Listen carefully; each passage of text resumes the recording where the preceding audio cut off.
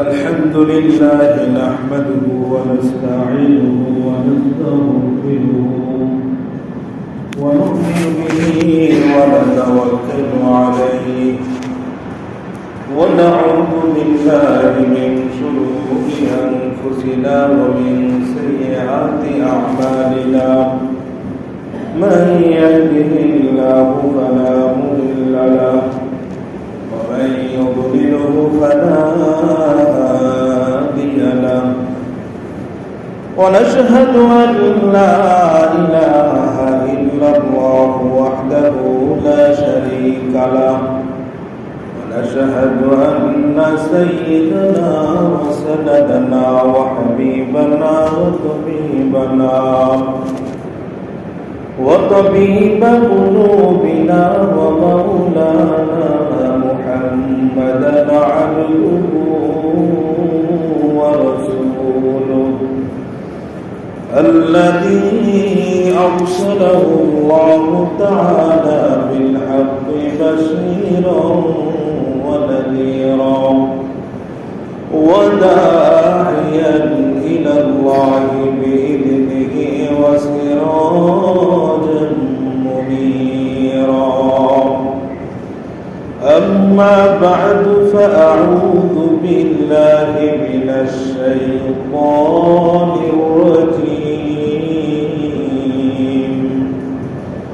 بسم الله الرحمن الرحيم ولله على الناس حج البيت من استطاع إليه سبيلا ومن كفر فإن الله غني عن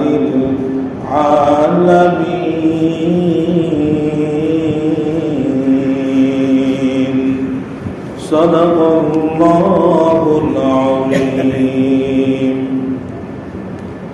وقال رسول الله صلى الله عليه وسلم الحج المبرور ليس له الجزاء إلا الجنة أو كما قال عليه الصلاة والسلام. وقال تعالى في شان حبيبه إن الله وملائكته يصلون على النبي يا أيها الذين آمنوا صلوا عليه وسلموا تسليما. اللهم صل على محمد وعلى آل محمد كما صليت على إبراهيم وعلى آل إبراهيم إنك حميد مجيد. اللهم بارك على محمد وعلى آل محمد كما باركت على إبراهيم وعلى آل إبراهيم إنك حميد مجيد. بلغ العلا بكماله كشف الدجى بجماله حسنت جميع خصاله صلوا عليه وآله. لا إله إلا الله لا إله إلا الله لا إله إلا الله لا إله إلا الله لا إله إلا الله لا إله إلا الله لا إله إلا الله. جلدي كتي أتي الله ভাই আল্লাহ আল্লাহ সব সময় দুনিয়াদারি ভালো লাগে না, দুনিয়াদারি ভালো লাগে না, আল্লাহ আল্লাহ সব সমান, লা ইলাহা ইল্লাল্লাহ, লা ইলাহা ইল্লাল্লাহ, লা ইলাহা ইল্লাল্লাহ মুহাম্মাদুর রাসূলুল্লাহ সাল্লাল্লাহু আলাইহি ওয়াসাল্লাম। साहिल से लगा दे मेरी इश्क़ों का सफीना, आंखों से दिखा दे मुझे मक्का व मदीना, आंखों से दिखा दे मुझे मक्का व मदीना। मैं दूर हो मजबूर हो ऐ सय्यद आलम, दीदार दिखाते नहीं आवाज सुना दो, रुखसार से बुरका का जरा पर्दा उठा लो, लिल्लाहि मुझे हुस्न खुदा दाद दिखा दो, लिल्लाहि मुझे हुस्न खुदा दाद दिखा दो। ऐ बहर करम सदका हुसैन इब्न अली का, प्यासा हो मुझे शरबत दीदार पिला दो। अल्हम्दुलिल्लाह, अल्लाह रब्बुल आलमीনের দরবারে লাখো কোটি শুকর ও সুজুদ যে আল্লাহ রব্বুল আলামিন আমাদের সবাইকে জুমার নামাজ আদায় করতে আসবার তৌফিক দান করেছেন, সুস্থ রেখেছেন। সেই মহান আল্লাহ রাব্বুল আলামিনের দরবারে কালিমাত শুকর আদায় করি, সকলেই বলি আলহামদুলিল্লাহ। মুসল্লিয়ানে কেরাম, পবিত্র কালামুল্লাহ শরীফ থেকে আমি এখানে আয়াত আপনাদের সামনে তেলাওয়াত করেছি। রাসূল করিম সাল্লাল্লাহু আলাইহি ওয়াসাল্লামের অসংখ্য হাদিস থেকে একটি হাদিস আপনাদের সামনে তেলাওয়াত করেছি। আয়াত এবং হাদিসকে সামনে রেখে হজের উপরে কিছু আলোচনা করার চেষ্টা করবো। আমার তৌফিক ইল্লা বিল্লাহ। হজ এর অর্থ হইল আল ইরাদা, ইচ্ছা করা। শরীয়তের পরিভাষায় হজ বলা হয় নির্ধারিত মাসে, নির্ধারিত দিনে, নির্ধারিত সময়ে, নির্ধারিত স্থানে কতগুলো কাজ শরীয়ত নির্দিষ্ট পন্থায় আদায় করাকে হজ বলে। এখন আমাদের শাওয়াল মাস চলতেছে। হজের আলোচনা তো আগে থেকে শুরু করা হলো, কারণ হজ যদিও জিলহজ মাসের 8 তারিখে শুরু হয়ে 5 দিনের মধ্যে হজ শেষ হয়ে যায়, তথাপিও হজের মৌসুম 3 মাস ধরা হয়। শাওয়াল, জিলকদ, দিলহজ, এই 3টা মাসকে হজের মৌসুম বলা হয়। যদিও হজের এখনো অনেক দেরি, কিন্তু হজের প্রস্তুতি, এরপরে হজের জন্য সর সামান যোগানো, যারা আল্লাহ পাক রব্বুল আলামিন যাদেরকে তৌফিক দান করেছেন তারা আরো আগ থেকে শুরু করে দিয়েছে। এই জন্য মুফাসসিরিন কেরাম বলেন, যদি কোনো ব্যক্তি শাওয়ালের মাস থেকেই হজের ইহরাম বেঁধে ফেলে এবং 2.5 মাস 3 মাস পরে যদি হজ করে, তার হজ হয়ে যাবে, বাকি লম্বা ইহরাম বাঁধার জন্য এটা মাকরুহ হবে। এখান থেকে বোঝানোর উদ্দেশ্য হলো, হজ যদিও মাত্র 4-5 দিনে শেষ হয়ে যায় হজের মাসে, জিলহজ মাসে, কিন্তু হজের মৌসুম হলো 3 মাস। শাওয়াল, জিলকদ, দিলহজ, এই 3 মাসকে হজের মৌসুম বলা হয়। এই জন্য আগ থেকে হজের বিষয়ে আমাদের আলোচনা চলবে। যাতে করে মানুষ হজের বিধিবিধানগুলো জানতে পারে, নিয়ম কানুনগুলো যেন জানতে পারে এবং মানুষ যেন আগ্রহ হয়। হজ আমরা যারা কোরআন নিয়ত করছি, আল্লাহ তাআলা আমাদেরকে যাদেরকে তৌফিক দিয়ে দিয়েছেন, তো আলহামদুলিল্লাহ। আর আমরা যারা এখনো হজ করতে পারি নাই, যারা এখনো সুযোগ পাই নাই, আল্লাহর কাছে দোয়া করা, চেষ্টা করা। যাদের আর্থিক স্বাবলম্বতা আছে তারা চেষ্টা করা, নিয়ত করা, আগের থেকেই নিয়ত করতে থাকা যে আল্লাহ রাব্বুল আলামিন যেন আমাদেরকে হজ না করিয়ে যেন মৃত্যু না দেন। সকলে বলে আমিন। ইসলামের গুরুত্বপূর্ণ যে 5টা স্তম্ভ, এই 5 স্তম্ভের গুরুত্বপূর্ণ একটি স্তম্ভ হলো হজ। হাদিস শরীফের মধ্যে আল্লাহর হাবিব সাল্লাল্লাহু আলাইহি ওয়াসাল্লাম বলেন, قال رسول الله صلى الله عليه وسلم بني الإسلام على 5 شهادة أن لا إله إلا الله وأن محمدا رسول الله وإقام الصلاة وإيتاء الزكاة والحج وصوم رمضان। আল্লাহর হাবিব সাল্লাল্লাহু আলাইহি ওয়াসাল্লাম বলেন,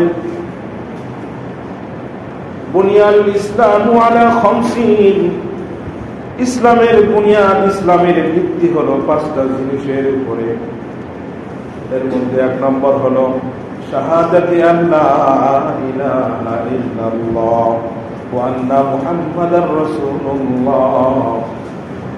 এ কথার সাক্ষ্য দেওয়া যে আল্লাহ ছাড়া আর কোনো মাবুদ নাই, জনাবে হযরত মুহাম্মদুর রাসূলুল্লাহ সাল্লাল্লাহু আলাইহি ওয়াসাল্লাম আল্লাহর রাসূল, এ কথার সাক্ষ্য প্রদান করা।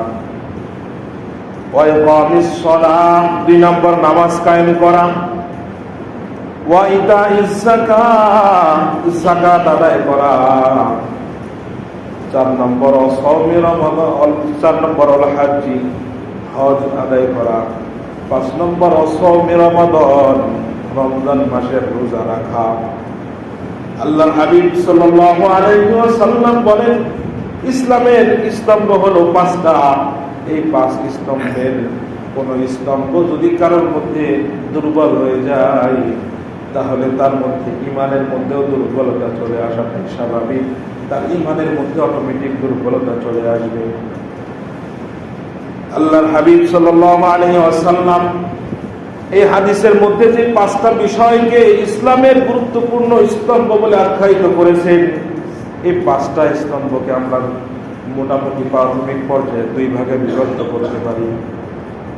1 নম্বর হলো ইবাদত, আমলি ইতিকাদি বিষয়, বিশ্বাসের সাথে সম্পৃক্ত। 2 নম্বর আমলি বিষয়, যেটা আমলের সাথে সম্পৃক্ত। রাসূল করিম সাল্লাল্লাহু আলাইহি ওয়াসাল্লামের এই বর্ণিত 5 স্তম্ভকে 2 ভাগে বিভক্ত করা যায়। 1 নম্বর হলো ইবাদতি বিষয়, 2 নম্বর হলো ইতিকাদি বিষয়, বিশ্বাসের সাথে সম্পৃক্ত। খেয়াল না করলে বুঝবেন না। ইতিকাদি বিষয়ের সাথে সম্পৃক্ত সেই বিষয়টা হলো কালিমা, ঈমান। আল্লাহ পাক রব্বুল আলামিন, তিনি ইবাদতের উপযুক্ত, তিনি একমাত্র ইলাহ, তিনি ছাড়া আর কোনো মাবুদ নাই। আকায়ে নামদার তাজদারে মদিনা বিশ্ব নবী জনাব মুহাম্মদুর রাসূলুল্লাহ সাল্লাল্লাহু আলাইহি ওয়াসাল্লাম বলেন, আল্লাহর রাসূল, এই কথার বিশ্বাস স্থানে দিলের মধ্যে রাখা। তাহলে পাইলাম 5 স্তম্ভের 1 স্তম্ভ হলো বিশ্বাসের সাথে সম্পৃক্ত, আর বাকি 4টা ইবাদতের সাথে সম্পৃক্ত। ইবাদতের সাথে সম্পৃক্ত যে 4টা বিষয়, এগুলো আবার 3 ভাগে বিভক্ত। 1 নম্বর, ইবাদতের সাথে সম্পৃক্ত কিছু বিষয় আছে যেটা শরীরের সাথে, জিসিমের সাথে সম্পৃক্ত, শুধুমাত্র জিসিমের সাথে সম্পৃক্ত। যেমন রোজা, রোজা রাখতে শারীরিক কষ্ট হয়, ঠিক কিনা বলেন? রোজা রাখতে শারীরিক কষ্ট হয়, নামাজ পড়তে শারীরিক কষ্ট হয়। এগুলো হলো এমন ইবাদত যেগুলো শরীরের সাথে সম্পৃক্ত। এরপরে আরেকটা বিষয় হলো মালের সাথে সম্পৃক্ত যাকাত, যাকাতের সম্পৃক্ত টাকা পয়সার সাথে, অর্থের সাথে সম্পৃক্ত। আল্লাহ পাক রব্বুল আলামিন যাকে অর্থ সম্পদ ধন দৌলত দান করেছেন তাকে যাকাত আদায় করতে হবে, ঠিক কিনা বলেন? ইবনে মাজাহ শরীফের এক হাদিসের মধ্যে আসছে, যখন জাতি যাকাত আদায় করা বন্ধ করে দেয় আল্লাহ পাক রব্বুল আলামিন তখন আসমান থেকে বৃষ্টি বন্ধ করে দেয়, যেটার বাস্তব প্রতিফলতা আমরা সচক্ষে দেখতে পাইতেছি, ঠিক কিনা বলেন? জাতি যখন যাকাত দেওয়া বন্ধ করে দেয় তো আল্লাহ রাব্বুল আলামিন তখন আসমান থেকে বৃষ্টি কি করে দেন?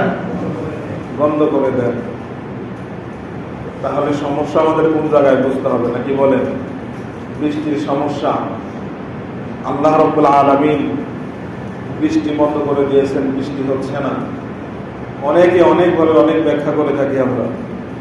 এটার দুইটা ব্যাখ্যা মোটামুটি ভাবে করা যেতে পারে। যত ব্যাখ্যা বলেন মোটামুটি দুইটা ব্যাখ্যা, একটা হলো শরীরী ব্যাখ্যা আর একটা হলো সায়েন্সের ব্যাখ্যা। শরীরী ব্যাখ্যা হলো জোহারাল ফাসাদু ফিল বাররি ওয়াল বাহরি বিমা কাসাবাত আইদিন নাস, জলভাগে স্থলভাগে যত বিপর্যয় সব হলো আমাদের হাতের কামাই, সব হলো আমাদের হাতের কামাই। কারণ আল্লাহ রাব্বুল আলামিন বলতেছেন তোমরা সকলেই আল্লাহর কাছে তওবা করো, আল্লাহর কাছে ক্ষমা চাও, ইস্তাগফিরু রাব্বাকুম ওয়া তুবু ইলাল্লাহ, তোমরা সকলেই আল্লাহর কাছে ক্ষমা চাও এবং আল্লাহর দিকে রুজু হও। তাহলে কি করবেন আল্লাহ? ইউসিলিস সামাআ আলাইকুম মিদরারা, আল্লাহ পাক রব্বুল আলামিন আসমান থেকে মুষলধারে বৃষ্টি দান করবেন। সুবহানাল্লাহ। বেশি বেশি তওবা ইস্তেগফার করতে হবে। কি করতে হবে? বেশি বেশি তওবা ইস্তেগফার করলে আল্লাহ তাআলা কি দিবেন? বৃষ্টি দিবেন। তওবা ইস্তেগফারের তো খবর নাই। গুনাহ হওয়াটা আশ্চর্যজনক না, বান্দার গুনাহ হতে পারে, কিন্তু গুনাহ হওয়ার পরে তওবা না করা এটা আশ্চর্যজনক। গুনাহ করার পরে তওবা না করে এটা কি আশ্চর্যজনক। গুনার কথা ভুলেই যায়, তওবা করবে কোন সময়? গুনাহ করতে করতে ভুলেই গেছে যে আমার একটা গুনাহ ছিল, তওবা করার সুযোগ হয় না। আল্লাহ তাআলার হতভাগা বান্দার মধ্যে একদল বান্দা হলো যারা তওবার সুযোগ পায় না। যারা কিসের সুযোগ পায় না? তওবা করার সুযোগ পায় না। এই জন্য বেশি বেশি আল্লাহর কাছে কি করা ভাই? তওবা করা। কারণ এই সব কিছু এই যে যা কিছু জলভাগে স্থলভাগে যত বিপর্যয় এটা কাদের হাতের কামাই? আমাদের হাতের কামাই। অনাবৃষ্টি, তারপরে অতিরিক্ত বৃষ্টি, এগুলো সব কাদের হাতের কামাই? অতিরিক্ত বৃষ্টির ঘটনা আপনারা শুনছেন, ঈদের পরে দুবাই ঘটছে, কৃত্রিম বৃষ্টি তারা ঘটায়। আল্লাহ তাআলা বৃষ্টির উপরে সন্তুষ্ট না, যত পাপ অপকর্ম যা কিছু আছে সব কিছু করবে, বৃষ্টি হবে না তো নিজেরা কৃত্রিম বৃষ্টি ঘটানোর চেষ্টা করে। আল্লাহ এমন বৃষ্টি দিছে একবারে সব পৃথিবীর বুকে যত উন্নত শহর তার মধ্যে উন্নত একটা শহর হলো কি দুবাই, যেখানে বুর্জ খলিফা সহ এরকম বড় বড় বিল্ডিং আছে। তো সেই শহরকে আল্লাহ পাক রব্বুল আলামিন নিমিষে কি করছেন? তলায় দিয়েছেন। তো এই আল্লাহ তাআলার ক্ষমতা আছে না নাই বলেন? আল্লাহ তাআলা চাইলে সবকিছু করতে পারেন। অতিরিক্ত বৃষ্টি, অনাবৃষ্টি, এগুলো কাদের হাতের কামাই? আমাদের হাতের কামাই। এরপরে একটা বৈজ্ঞানিক ব্যাখ্যা, সেটা হলো এই যেরকম অনাবৃষ্টি হওয়ার কারণ হইল আমরা আমাদের দেশে যে নদীগুলো আছে, নদীমাতৃক দেশ বলা হয় বাংলাদেশকে। নদীমাতৃক দেশকে আমরা নদীকে মেরে ফেলছি।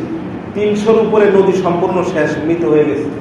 আর যেগুলো আছে এগুলো মৃত প্রায় অবস্থা। যেই জায়গার থেকে যতটুকু জলীয় বাষ্প হয়ে উপরে পানি উঠবে সেখানে তত পরিমাণে আল্লাহ তাআলা কি দিবেন? বৃষ্টি দিবেন। তো জলীয় বাষ্পের পরিমাণ যদি কম হয়, নিচে যদি নদীর না থাকে, জলীয় বাষ্পের পরিমাণ কম হলে বৃষ্টির পরিমাণ কম হবে। যেটা মরু অঞ্চলে যেটা হয়ে থাকে, অনেক সময় যায় বৃষ্টি হয় না, সৌদি আরবে, তারপরে এরকম বিভিন্ন দেশ আছে মরু অঞ্চল, ওই দেশের নদী নালা কম, এজন্য বৃষ্টির সংখ্যাও কি কম, যার কারণে গরমও কি বেশি। তো আমাদের দেশের সেই অবস্থা হইতে যাচ্ছে। নদী মাতৃক দেশ আমাদের, নদী এরকম ভাবে আমরা সব ধ্বংস করে দিচ্ছি, নদী বন্ধ হয়ে যেতেছে। আরো অনেকগুলো ব্যাখ্যা আছে। তো মূল কথা হলো এটাই যে সব কিছু এগুলো আমাদের হাতের কামাই। সব কিছু কি বলেন? আমাদের হাতের কামাই। যদি আমরা তওবা ইস্তেগফার ঠিক মতো করি তাহলে আল্লাহ রাব্বুল আলামিন আমাদেরকে কি দান করবেন?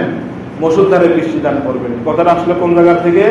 বলে যে জাতি যাকাত আদায় বন্ধ করে দেয় ওই জাতির উপরে আল্লাহ তাআলা বৃষ্টিও কি করে দেন?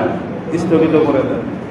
এই জন্য যাকাতের সাথে যাকাত যারা আমরা আল্লাহ তাআলা আমাদেরকে যাদেরকে তৌফিক দান করছেন যাকাত আদায় করা।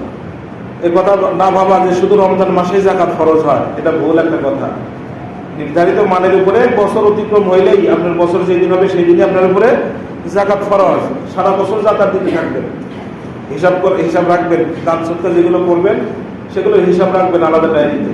হিসাব করে বছর শেষে একত্রিত করবেন যে দেখি কোন পরিমাণ টাকা হইলো আর কোন পরিমাণ যাকাত ফরজ হয়েছে। যতটুকু বাকি থাকবে বাকি সময় কতটুকু করে আদায় করে দিবেন। আল্লাহ আমাদের সবাইকে তৌফিক দান করেন। তো যাকাত আদায় করা এটা কিসের সাথে সম্পৃক্ত মনে আছে নাকি? মনে আছে? এটা হলো টাকা পয়সার সাথে সম্পৃক্ত। 3 ভাগ করলাম না, ইবাদতি বিষয় 3 ভাগে বিভক্ত। একটা হলো শরীরের সাথে সম্পৃক্ত, যেমন নামাজ রোজা। আর যাকাত এটা কিসের সাথে সম্পৃক্ত? টাকা পয়সার সাথে সম্পৃক্ত।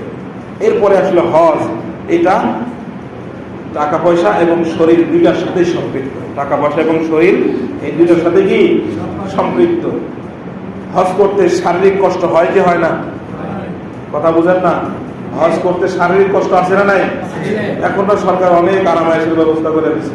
আগে যারা হজ করছেন, হজ করতে অনেক কষ্ট হয়েছে না ভাই? তো হজ এখনো কষ্ট। আল্লাহ রাসূল সাল্লাল্লাহু আলাইহি ওয়াসাল্লাম বলছেন, ক্বালা রাসূলুল্লাহি সাল্লাল্লাহু আলাইহি ওয়াসাল্লাম, আল হাজ্জু আল হাজ্জু, হজ হলো কঠিন। হজ হলো কি বলেন? কঠিন।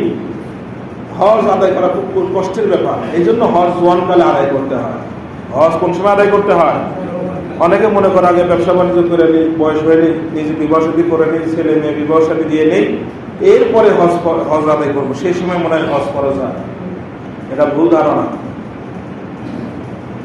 যে ব্যক্তি যার উপরে হজ ফরজ হয়েছে এমন ব্যক্তি সে নিজেও যদি বিবাহ না করে, ছেলে মেয়ের বিবাহ তো দূরের কথা, নিজেও যদি বিবাহ না করে তারপরে হজ ফরজ। কথা বুঝে আসছে নাকি ভাই? আল্লাহর হাবিব সাল্লাল্লাহু আলাইহি ওয়াসাল্লাম বলেন, মান যাদা মালান ওয়া রাহিলাতান তুবাল্লিগুহু ইলা বাইতিল্লাহ। আল্লাহর হাবিব সাল্লাল্লাহু আলাইহি ওয়াসাল্লাম বলেন, যে ব্যক্তি মালের মালিক হয়েছে এবং তার বাহন জন্তু আছে যেটা দ্বারা সে তুবাল্লিগুহু ইলা বাইতিল্লাহ, বাইতুল্লাহ পর্যন্ত ভ্রমণ করতে পারে, এরপরে সেই ব্যক্তি হজ করলো না, ফালাম ইয়াহুজ্জা, হজ করলো না, আল্লাহ রাসূল বলেন, ফালা আলাইহি আইয়ামুতা ইয়াহুদিয়া ওয়ালা নাসরানিয়া, এই ব্যক্তি ইহুদি হয়ে মরুক আর নাসারা হয়ে মরুক, এটা বড় কথা না। হজ ফরজ হয়েছে। হজ ফরজ হইতে কোন পরিমাণ অর্থ সম্পদের প্রয়োজন? ফুকাহায়ে কেরামগণ বলেন, কোন ব্যক্তির বাংলাদেশ থেকে যে দেশ তার যেখানে ঠিকানা সেই জায়গা থেকে বাইতুল্লাহ পর্যন্ত ভ্রমণ করার মতো যার টাকা পয়সা অথবা বাহন যন্ত্র যার ব্যবস্থা যার আছে, এবং এই সফরের এই কয়েকদিন তার অধীনে যদি সংসার থাকে, সংসারের খরচ হজ করতে মোটামুটি কয়দিন লাগে? 1 মাস, 40 দিন লাগে। এই 40 দিন সময় যদি তার পরিবারের খরচ সহ সবকিছু দিয়ে সে যদি বাইতুল্লাহ পর্যন্ত সফর করার মতো তার টাকা পয়সা যদি থাকে, তাহলে এবং ওই 40 দিন অবস্থানরত সময়ে তার যা খরচ, এই খরচ বহনের ক্ষমতা যদি তার থাকে, ওই ব্যক্তির উপরে হজ ফরজ হয়ে যায়। এই ব্যক্তির উপরে যখন একবার হজ ফরজ হয়ে যায়, কোনো ব্যক্তির উপরে যদি একবার হজ ফরজ হয়ে যায়, এইটার যতদিন পর্যন্ত সে আদায় করবে না ততদিন পর্যন্ত তার জিম্মায় এই হজটা ফরজই হয়ে থাকবে। যদি আদায় না করে, হজ ফরজ হয়েছে কিন্তু আদায় করে নাই, তাহলে তার জিম্মা থেকে এটা আদায় আর হবে না। কোন ব্যক্তি যদি নগদ হজ ফরজ হওয়ার পরে নগদই যদি এরকম সুযোগ সব কিছু মিলে যায় যে হজ করতে রওনা হয়ে গেছে, কিন্তু প্রতিমধ্যে ওই ব্যক্তি মারা যায়, তাহলে ওই ব্যক্তির কোনো গুনাহ হবে না, হজ ছেড়ে দেওয়ার কোনো গুনাহ হবে না। কিন্তু হজ ফরজ হয়েছে কিন্তু হজ আদায় করে না, বলে ঠিক আছে আরেকটু পরে করি, এমন করতে করতে সে ব্যক্তি মারা গেল। তাহলে এই ব্যক্তি তার জিম্মায় হজ ফরজ রাখা অবস্থায় থাকা অবস্থায় সে দুনিয়া থেকে ইন্তেকাল করলো। হজ তার উপরে ফরজ থাকা অবস্থায় সে কি করলো? ইন্তেকাল করলো। এই জন্য যাদের এখন হজ ফরজ হয়ে গেছে, যদি যাইতে, এখন তো নগদ যাওয়ার সুযোগ নেই, আগের থেকে অনেক প্রসেসিং করতে হয়। তো 1 নম্বর কাজ হলো নিয়ত করা। 1 নম্বর কাজ হলো কি? নিয়ত করা যে আল্লাহ আমাকে বাঁচায় রাখলে ইনশাআল্লাহ আগামীতে আমি কি করবো? হজ করব। নিয়ত করার সাথে সাথে ব্যবস্থাপনা গ্রহণ করা। 2 নম্বর, সন্তানদেরকে আগে ওসিয়ত করা, কারণ মৃত্যুর কোনো গ্যারান্টি আছে? সন্তানদেরকে ওসিয়ত করে দেওয়া যে আমি যদি মারা যাই তাহলে আমার সম্পদ থেকে তুমি কি করবে? বদলি হজ করে দিবে। তুমি যদি না পারো, যে ব্যক্তি ভালো হজ আদায় করতে সক্ষম, জ্ঞানী একজন ব্যক্তি দিয়ে কি করাবে? হজ করাবে, বদলি হজ করাবে। বদলি হজ অনেকে অনেক অন্য দিন করায়, নিজে করার চেষ্টা করে। নিজে অনেকবার হজে গেছে, কিন্তু তারপরে বদলি হজ নিজেই আবার করতে যায়। একজন আলেম দিয়ে হোক, বা যে হজের বিধিবিধান হাকাম ভালো বুঝে, এরকম ব্যক্তির মাধ্যমে কি করানো? হজ করানো বেহতর। বুঝতে পারছেন ভাই? তাহলে 1 নম্বর কাজ হলো নিয়ত করা। 2 নম্বর কাজ হলো ওসিয়ত করা। কি করে যাওয়া? সন্তানদেরকে ওসিয়ত করা যে আমি যদি মারা যাই, বেঁচে থাকলে তো আমি হজ করবো ইনশাআল্লাহ, যদি এর মধ্যে আমার ইন্তেকাল হয়ে যায় তাহলে আমার পক্ষ থেকে হজ করাবে। এখন সন্তানদের কর্তব্য হবে কি? যদি পিতা মাতায় সরাসরি এরকম ওসিয়ত করে যায়, তাহলে বাবার মায়ের এরকম যে সম্পদ তারা রেখে গেছেন, এই সম্পদকে 3 ভাগে বিভক্ত করে 1 ভাগ দিয়ে তার ওসিয়ত পুরা করতে হবে। 18 লাখ টাকা রেখে মারা গেছে, কথার কথা। এখন এই 18 লাখ টাকার 3 ভাগের 1 ভাগ কত? 6 লাখ। এই 6কে বলা হয় সুলুসে মাল, 3 ভাগের 1 ভাগ। এটা দিয়ে তো হজ করা যদি যায় তাহলে হজ করতে হবে। ওসিয়ত পুরা করার ক্ষেত্রে 3 ভাগের 1 ভাগের থেকে অতিরিক্ত মাল ব্যবহার করা যাবে না। মৃত ব্যক্তির পরিত্যক্ত সম্পত্তির 3 ভাগের 1 ভাগের থেকে অতিরিক্ত সম্পত্তি কি করা যাবে না? ব্যবহার করা যাবে না। কথা মনে থাকবে নাকি ভাই? ওসিয়ত পুরা করার ক্ষেত্রে সুলুসে মাল 3 ভাগের 1 ভাগের থেকে ওসিয়ত পুরা করতে হবে। হ্যাঁ, সন্তান যদি বুঝমান হয়, বাবা যদি ওসিয়ত নাও করে যায়, তার নিজের থেকে দায়িত্ব হলো বাবার পক্ষ থেকে কি করে দেওয়া? বদলি হজ করায় দেওয়া। এটা আদর্শ সন্তানের দায়িত্ব। কারণ বাবা যদি ওসিয়ত করে যায় নাই, আর ওসিয়ত যদি করে যায়, তাহলে সন্তানের উপর এটা কি করা? পুরা করা ওয়াজিব। পুরা করা কি? সুলুসে মাল থেকে পুরা করা ওয়াজিব। কথা বুঝে আসছে নাকি ভাই? এই জন্য ওসিয়ত নামা রাখা। আপনি কোন কোন ব্যক্তির কাছে টাকা পান, কোন কোন ব্যক্তি আপনার কাছে টাকা পায়, এগুলো একটা নোটবুকে নিজের জীবন বৃত্তান্তের মধ্যে লিখে রাখতে হয়। কথা বুঝে আসছে নাকি ভাই? তাহলে পরবর্তী ওলাদের জন্য এটা সহজ হয়। কিন্তু আমরা এগুলো করি না। আমার মৃত্যুর চিন্তাই তো আসে। হজ করা যাবে তো ইনশাল্লাহ ভাই? হজের জন্য দোয়া করা যাবে তো ইনশাল্লাহ? হজ করলে লাভ কি? ওয়ালা রাসূলুল্লাহ সাল্লাল্লাহু আলাইহি ওয়াসাল্লাম, আল হাজ্জুল মাবরুর লাইসা লাহুল জাযা ইল্লাল জান্নাহ।